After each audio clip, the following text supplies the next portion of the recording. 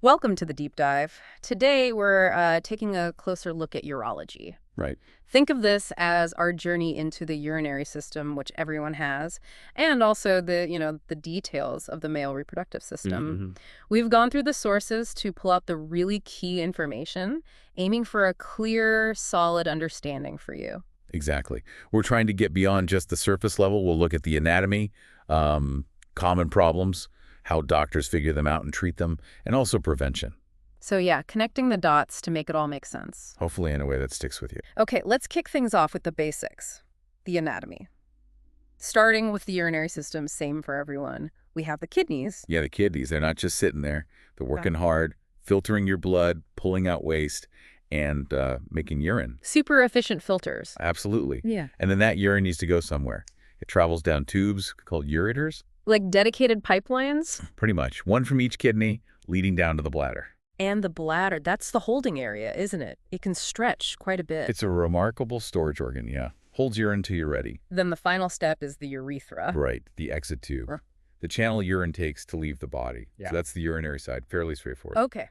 Now, let's pivot to the male reproductive system. First step, the testes. The testes, these are like the production factories. They make sperm, obviously crucial for reproduction. And they also produce testosterone. That key male hormone, yes, very important. Then connected to that is the epididymis. Mm-hmm. Think of it as the sperm training camp and storage depot. Sperm are made in the testes, then moved to the epididymis to mature and wait. And for transport during ejaculation, there's the vas deferens. Or sperm duct, yeah, that's the pathway sperm take. Right. But they don't travel alone. The seminal vesicles and the prostate gland add fluids. Ah, so they contribute to making semen. Exactly. That fluid nourishes the sperm and helps them on their way. And then the penis, which serves two roles, right? Yeah, it does. It's involved in sexual intercourse, of course, but it's also the final exit path for urine. Internally, it has those spongy tissues. Corpora cavernosa and corpus spongiosum, yeah. They're like chambers that fill with blood to cause an erection. And the urethra runs through one of them. Through the corpus spongiosum, yes. Sharing the pathway. Mm. And protecting the testes, we have the scrotum. The external pouch. Now, that has a role in temperature control, doesn't it? It absolutely does. Yeah. It's not just a bag. You've got the cremaster muscle and dartos fascia. Okay. They contract or relax to pull the testes closer to the body for warmth, or let them hang lower to cool down. It's about keeping that perfect temperature for sperm. Fascinating. And the scrotum connects up to the abdomen through the inguinal canal. That's also where the spermatic cord passes through, carrying blood vessels, nerves, the vas deferens. And that inguinal canal, that can be a weak spot sometimes. It can be, yeah. Yeah. That's where inguinal hernias can sometimes happen. Okay, this is where it gets really interesting for me, how this whole system develops in an embryo. It starts with the Y chromosome. That Y chromosome is the trigger, basically. It tells the early gonads to become testes. And then the testes start making hormones. Right. And those hormones then direct everything else down the male pathway. It's like a domino effect. So those internal parts, epididymis, vas deferens, they come from embryonic structures. They develop from the mesonephric ducts, yes. And things like the prostate, they grow out from the urogenital sinus area. And there's something that stops female structures from forming? Ah, yes. Mullerian inhibiting factor, or MIF. The testes produce it, and it actively suppresses the development of things like the uterus and fallopian tubes in a male embryo. Like a detour sign for development. You could put it that way, yeah. Yeah. Then there's the journey the testes take. They don't start out in the scrotum. Right, they descend. How does that work? There's a cord called the gubernaculum. It sort of guides them down from the abdomen through that inguinal canal we mentioned and into the scrotum. When does that happen? It starts around the 6th to 10th week of gestation, and it's usually finished by about the 28th week. The spermatic cord forms as they descend. Okay, and the external parts, the penis and scrotum, they develop from shared starting tissues too. They do. You start with the genital tubercle, urethral folds, and labioscrotal folds. They look the same initially in both sexes. But then hormones change things. Exactly. Androgens, especially a powerful one called DHT, drive the development into the recognizable male genitals. You can usually tell by week 9, and it's fully formed by week 12 or so. Wow. And testosterone levels aren't constant, are they? No, there's a surge before birth, then it drops, and then Bam, puberty hits and you get that big increase. Triggering all the secondary Right. characteristics. Hair growth patterns change, the voice deepens, muscle mass increases, all that stuff. And a really key point you mentioned in the sources, male and female organs start from the same embryonic blueprint. Absolutely. They're homologous structures. Yeah. Different outcomes, same starting point. Okay, so that's the design. Now, let's talk about common problems, conditions that affect these systems. UTIs, urinary tract infections seem like a good place to start. Very common, yes.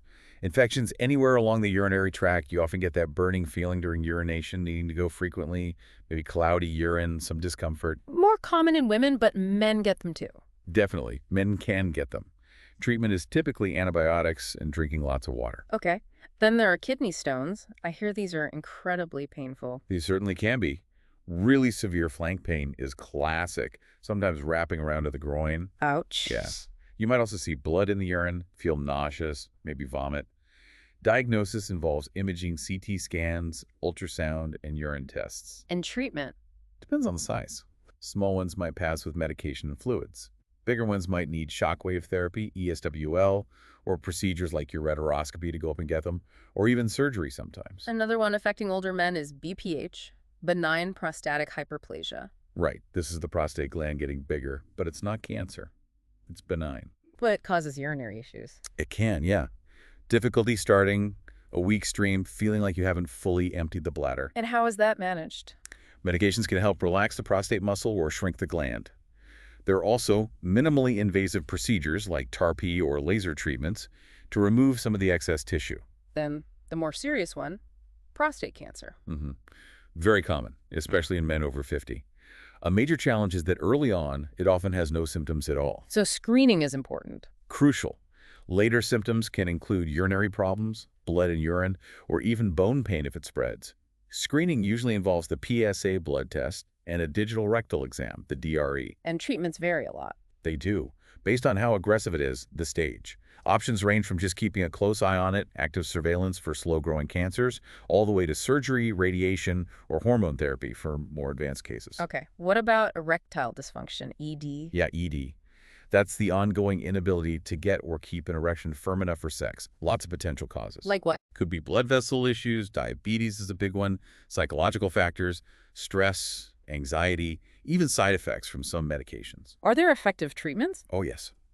Oral medications like Viagra or Cialis are well known.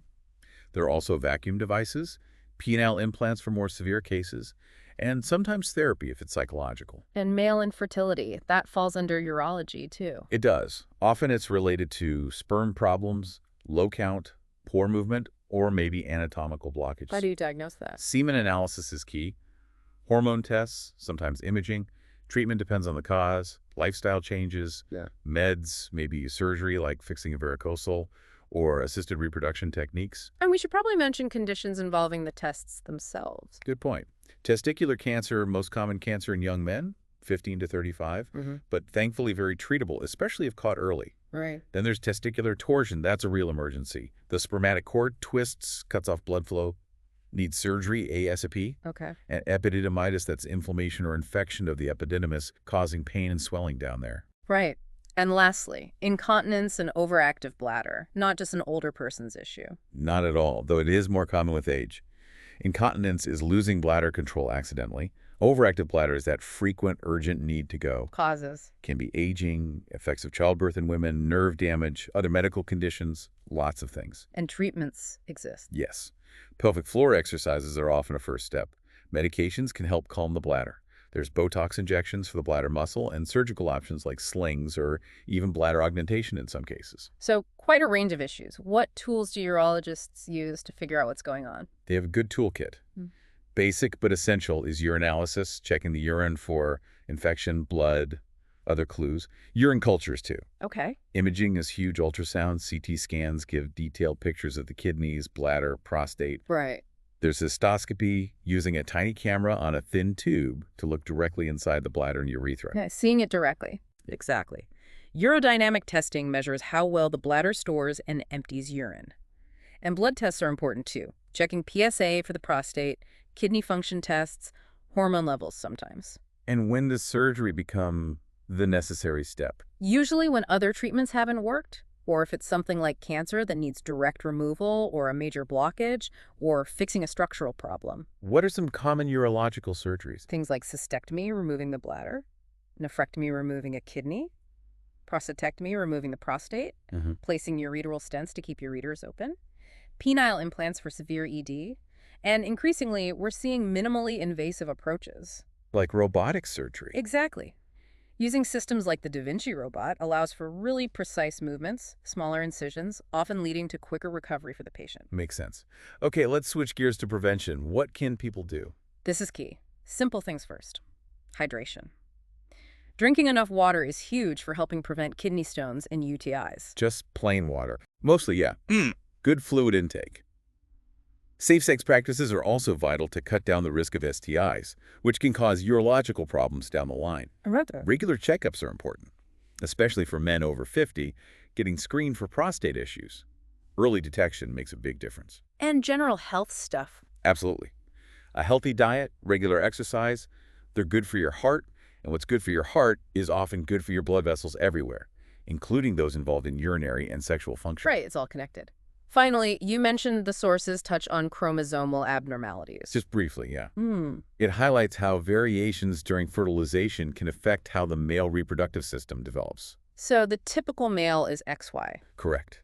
But sometimes things get swapped around. You can have XX individuals who develop as male because they got the crucial bit of the Y chromosome, the TDF gene, stuck onto an X. TDF, testis determining factor. Right. Or you could have an XY individual who is missing that TDF gene and develops as female. And conditions with unusual numbers of sex chromosomes. Like aneuploidies, yeah.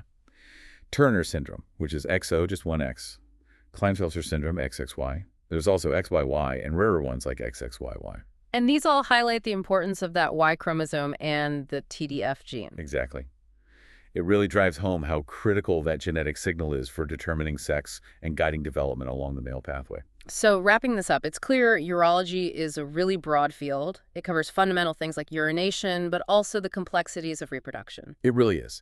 And hopefully, looking at the anatomy, the conditions, diagnosis, treatment, and prevention gives you a clearer picture of how these systems work together. And why understanding them is important for everyone's health. Knowledge is power when it comes to taking care of yourself. Okay, so here's a final thought to leave you with, building on what we've discussed. We know development is intricate, and function can be affected by many things. But thinking about everyday environmental factors, things we're all exposed to, what might be some of the less obvious, maybe longer-term impacts on urological health that we don't fully understand yet, and perhaps warrant more research. Something to think about. Thanks for joining us on this deep dive.